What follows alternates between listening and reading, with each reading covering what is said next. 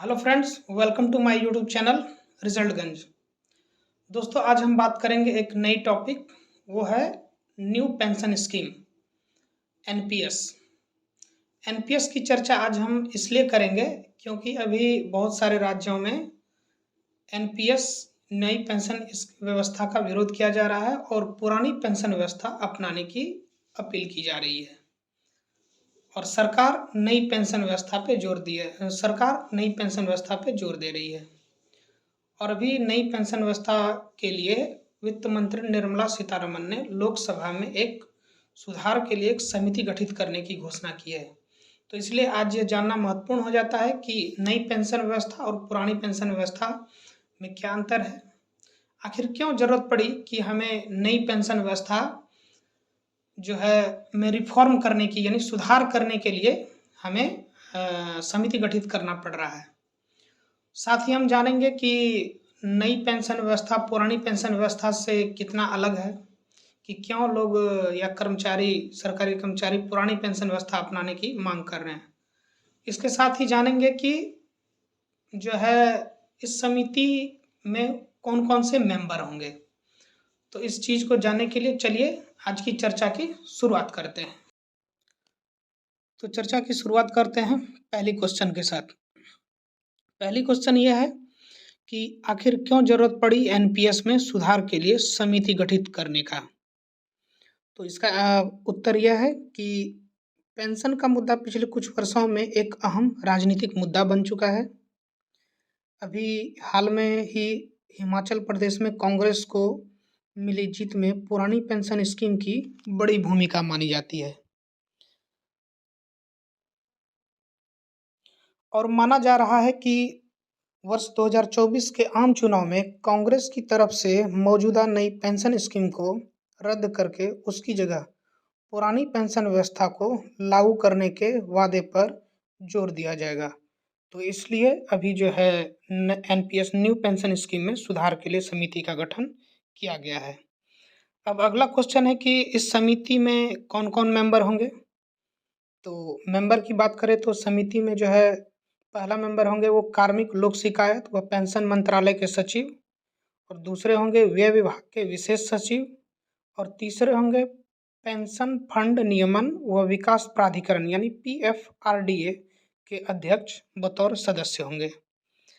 अब तीसरा क्वेश्चन है कि एनपीएस के बारे में अर्थशास्त्री की राय क्या है। तो यदि अर्थशास्त्री की राय की बात करें तो अर्थशास्त्री जो है वो पुरानी पेंशन योजना को अर्थव्यवस्था के लिहाज से अव्यवहारिक और खतरनाक बता रहे हैं। लेकिन उनका कहना है कि राजनीतिक दबाव कुछ ऐसा बन रहा है कि लगभग सभी राज्य में किसी न किसी तरह का बदलाव की बात की जा रही है। अब अगला क्वेश्चन है कि एनपीएस और ओपीएस में अंतर क्या है, यानी न्यू पेंशन स्कीम और ओल्ड पेंशन स्कीम में अंतर क्या है। आखिर क्या ऐसा अंतर है जिसके वजह से जो है कि पुरानी पेंशन व्यवस्था को राजनीतिक पार्टी अपने लाभों के लिए पुरानी पेंशन व्यवस्था को अपनाने की योजना बना रही है और जो अर्थशास्त्री इसे अपनाने से नकार रहे हैं। और पब्लिक क्यों पुरानी पेंशन व्यवस्था को अपनाने के लिए अपना रही है, क्या उन्हें नई पेंशन व्यवस्था में कुछ जो है खामी नज़र आ रही है। तो इसके लिए अब हम पुरानी पेंशन व्यवस्था और नई पेंशन व्यवस्था में अंतर को देखते हैं। पुरानी पेंशन व्यवस्था और नई पेंशन व्यवस्था में अगर अंतर की बात करें तो पुरानी पेंशन व्यवस्था जो है वह पहले की व्यवस्था, मतलब पुरानी पेंशन व्यवस्था में यह गारंटी थी कि कर्मचारी को सेवानिवृत्त होने के बाद पेंशन मिलेगी। इसलिए कर्मचारी को इस बात की चिंता नहीं होती थी कि सेवानिवृत्त होने के बाद यानी रिटायर होने के बाद खर्च के लिए बचत करनी होगी।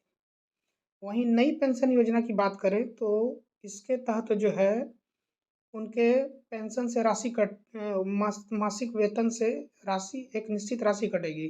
तो वो कटने वाली राशि जो है वो इक्विटी मार्केट और सरकारी प्रतिभूतियों में निवेश की जाएगी।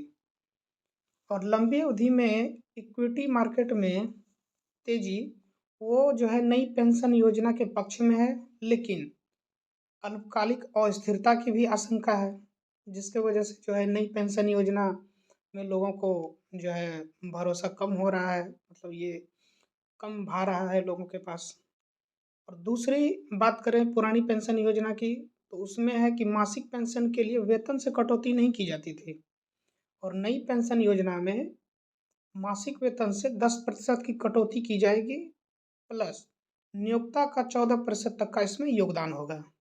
तो यह जो है एक बड़ा जो है अंतर है कि जो है उस पहले जो है मासिक पेंशन के लिए वेतन से कटौती नहीं होता था, अब नई पेंशन योजना में जो है मासिक वेतन से 10% की कटौती की जाएगी, भले ही उसमें नियोक्ता 14% तक अलग से योगदान दे।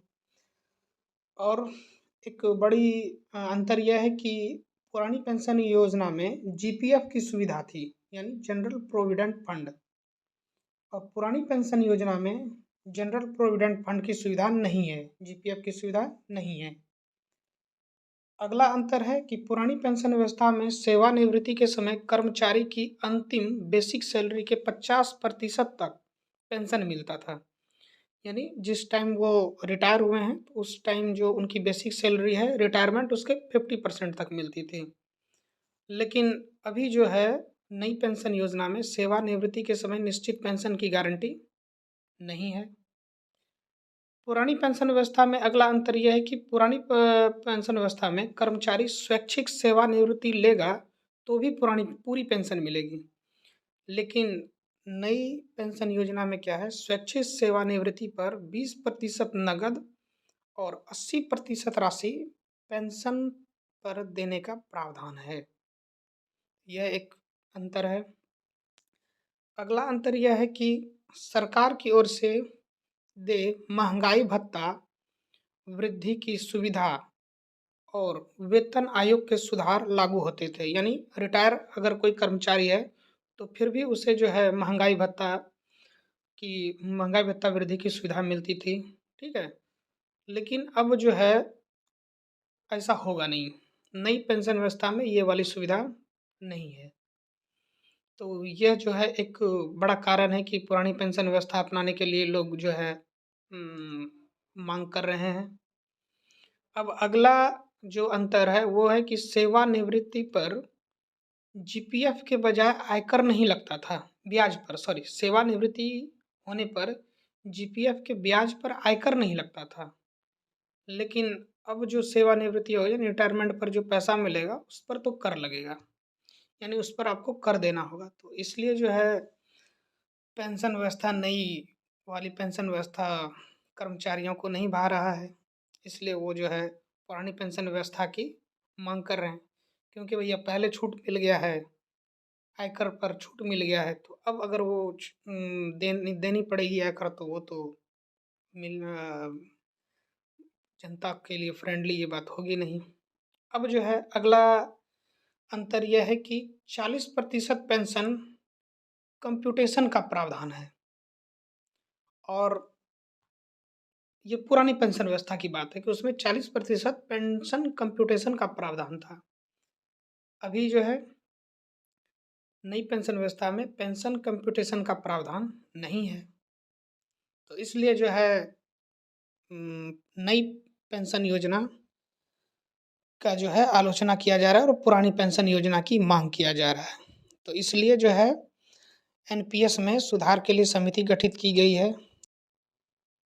समिति को नई पेंशन स्कीम के तहत पेंशन लाभ को और आकर्षक बनाने के लिए सुझाव देने को कहा गया है, लेकिन इस बात का ख्याल रखने को भी कहा गया है कि उसके सुझावों का आम जनता के हितों व बजटीय अनुशासन पर कोई विपरीत असर ना हो। तो इसलिए जो है एनपीएस में सुधार के लिए समिति गठित किया गया है।